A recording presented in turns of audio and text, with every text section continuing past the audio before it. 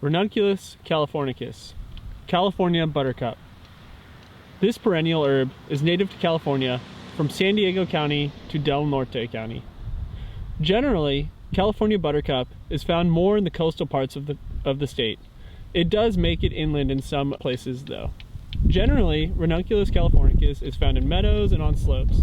It is part of the Ranunculaceae family. Part of the Ranunculaceae family is that the petals, sepals, and stems on plants are generally not fused. Epilobium ciliatum, also known as slender willow herb. This is a perennial herb native to many parts of California, from San Diego County to Del Norte County. It is part of the Onagraceae family, more commonly known as the evening primrose family.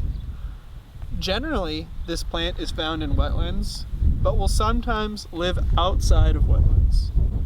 The flowers range from white to rose purple. Here at Younger Lagoon, we see this species in many places. Prunella vulgaris, also known as self-heal, is a perennial herb native to California, mostly in the central and northern parts of the state. The species is also native to many parts of the world, including many parts of North America. Self-heal is part of the mint family, which is characterized in part by square stems.